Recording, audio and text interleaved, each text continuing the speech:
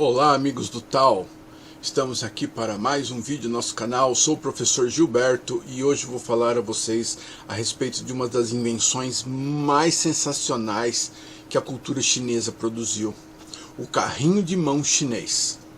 Uma necessidade para comércio, uma necessidade para transporte de mercadorias e que influenciou muito a logística dos produtos na China. Qualquer um de nós que compra pela internet sabe a importância da logística.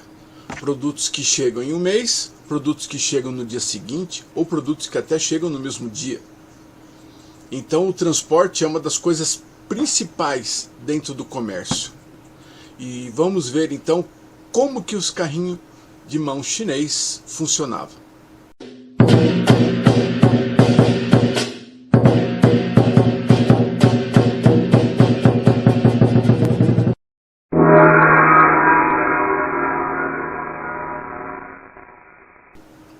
A China, ela sempre contou com uma rede de transporte muito sofisticada e muito eficiente. Os transportes marítimos, eles eram realizados em grandes juncos, com divisões internas que possibilitavam você transportar diferentes tipos de mercadoria sem que uma interferisse na outra, sem que o aroma de uma ou o tipo de produto interferisse na outra. Esse tipo de divisão ele foi utilizado depois de muitos séculos na Europa, nos grandes navios. Mas os chineses eles tinham uma frota mercante muito grande que faziam a navegação para outros países através da Rota da Seda marítima ou então pela encosta, pelo litoral, chamada de navegação de cabotagem. Então, esse tipo de transporte ele era muito eficiente para grandes quantidades de mercadoria e em áreas litorâneas. Para melhorar o transporte interno, eles criaram uma rede de hidrovias com mais de 1.700 km de extensão, ligando o norte ao sul da China. Através desses canais, as mercadorias podiam ser transportadas por barcaças de forma extremamente rápida e muito barata. Isso facilitava muito o transporte de todos os produtos dentro do comércio da China. Mas existia um problema: e o transporte por terra? Porque tanto os navios quanto as barcaças das hidrovias, elas chegavam num porto e tinham que descarregar o produto. E esse produto depois era levado até as cidades do interior, até os comércios, até os locais de destino. E isso era uma coisa que impactava muito o transporte na China. Pensando nisso, no século III de nossa era, o grande estrategista Zhuge Liang, do período dos Três Reinos, desenvolveu um carrinho de mão para que pudesse transportar principalmente os suprimentos militares, para suas campanhas. Quem já estudou história militar sabe que a intendência, que é o pessoal que que fica por trás, transportando munição, suprimentos, equipamentos, é uma das coisas mais importantes do exército. Você não tem um exército eficiente se você não tiver uma intendência eficiente. E para efetuar esse transporte, eles tinham que acompanhar as tropas com todo o material a ser utilizado.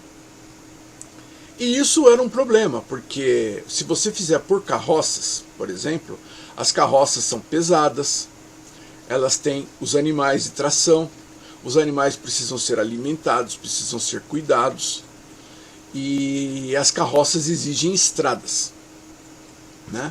E através do carrinho de mão do Zhuge Liang, ele podia inclusive passar por trilhas em que passava apenas uma pessoa a pé. O carrinho passava por ali. Trilhas nas montanhas, beira de penhascos, qualquer tipo de lugar, uma pessoa poderia levar qualquer tipo de mercadoria. Esse tipo de veículo, esse carrinho de mão chinês, ele foi chamado de Liu Ma, o cavalo deslizante. Porque, obviamente, ele era empurrado e ele carregava pesos como um cavalo. Algumas vezes você escuta sobre o boi deslizante. Alguns lugares chamam isso de boi deslizante. Mas o boi deslizante ele é um outro tipo de veículo que possui umas perninhas que andam, é muito mais complexo do que isso, né? Talvez a gente possa fazer um vídeo sobre isso no nosso canal, deixe seu comentário aqui. E o Liu Ma, o cavalo deslizante, ele é mais interessante, né? Ele é mais interessante, porque uma única pessoa conseguia transportar até 350 quilos de mercadoria por longos períodos, às vezes dezenas de quilômetros por dia, sem grande esforço. Então isso impactou muito o transporte na China, de todo tipo de mercadoria. Por que essa eficiência é tão extraordinária? Porque todo o peso da mercadoria ele cai em cima do eixo da roda. Tá? Isso é apenas física, do eixo da roda. O nosso carrinho de mão ocidental, que foi levado para a Europa, né, a partir do carrinho de mão chinês, durante a época das cruzadas, sendo mencionado na Europa por volta do século XIII, o carrinho de mão. Então, o nosso carrinho de mão, você tem uma pessoa segurando, você tem o peso e tem a roda. Nessa disposição, se o peso tiver 100 quilos, você segura 50 no braço, né? Você é obrigado a sustentar metade do peso que você está carregando. Óbvio que facilita, né? Porque tem a roda, você escorrega com o peso e ele fica só com metade do peso, mas ainda tem metade do peso. Ao passo que no sistema chinês, quando o peso descansa em cima do eixo da roda, ela elimina 100% do peso. Ou seja, ao condutor do veículo basta empurrar e manobrar. Ele não tem que fazer mais nenhum tipo de esforço. Então, a quantidade de peso que ele pode carregar e a distância que ele pode percorrer é muito superior aos nossos carrinhos de mão ocidentais. Ele é um veículo quase que independente, né? E quando as pessoas precisaram de mais velocidade, né? Não que ele já não fosse rápido. Existem relatos de ocidentais no final do século XIX que falaram que descarregavam o navio nesses carrinhos e seguiam filas intermináveis de carrinhos carregando os produtos do navio, e que eles iam sempre no mesmo ritmo, e que os ocidentais a pé tinham dificuldade de acompanhar esse cortejo de carrinhos, de tão bem organizado e tão rápidos que eles eram. Então ele é muito, muito eficiente. Mesmo assim, quando eles precisaram aumentar a velocidade, eles simplesmente adicionaram uma vela, como essa dos navios. Quando adicionando a vela, o vento ajuda a empurrar o carrinho. Então ao condutor ele precisa apenas manter a direção, apenas dirigir realmente o veículo, facilitando ainda mais o trabalho. Agora é lógico que você, que é uma pessoa atenta, que está assistindo esse vídeo, vai logo perguntar: pô, mas é uma roda só? Isso não vai cair? Por incrível que pareça, não. Existem muitos relatos, inclusive de um escritor chinês, que disse o seguinte: o dispositivo é tão eficiente que ele pode tomar o lugar de 3 homens. Além disso, é seguro e estável quando passando em lugares perigosos, como a beira de precipícios, caminhos tortuosos. Formas que são tão sinuosas como as entranhas de uma ovelha não o derrotam. Imagine isso, né? Imagine isso. O próprio escritor chinês ficou impressionado com a funcionalidade desses carros. E muitos outros relatos de europeus também ficaram pasmos de ver como esse mecanismo funcionava. Então você veja que se você distribuir o peso muito bem colocado, né, eles eram especialistas nisso, você consegue transportar muito bem equilibrado esse peso.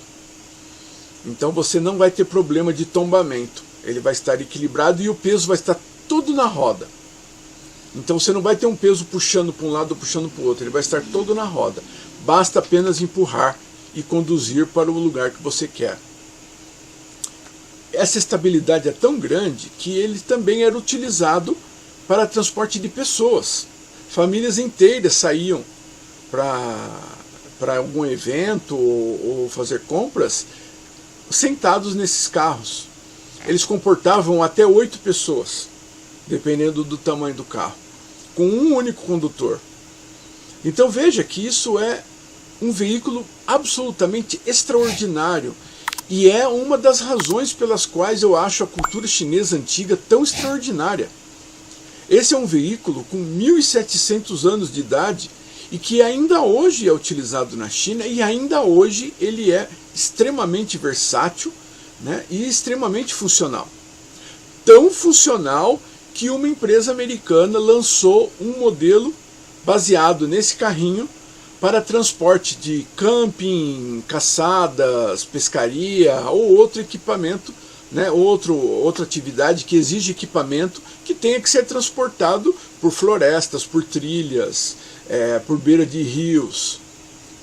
E o veículo pode ter inclusive um acionador elétrico para ajudar, né, a carregar esse peso. Então veja que ainda hoje esse equipamento inspira, né, a criação de novas tecnologias, mas elas ainda mantêm as características tradicionais do veículo original chinês. Isso é um grande prêmio para a inovação e a tecnologia chinesa. Esse vídeo é basicamente sobre essas características simples, né, desse veículo. E em próximos vídeos nós vamos trazer mais tecnologias chinesas antigas que eu acho que devem ser conhecidas, porque tiveram um impacto muito grande, não apenas na China, como muitas vezes no resto do mundo.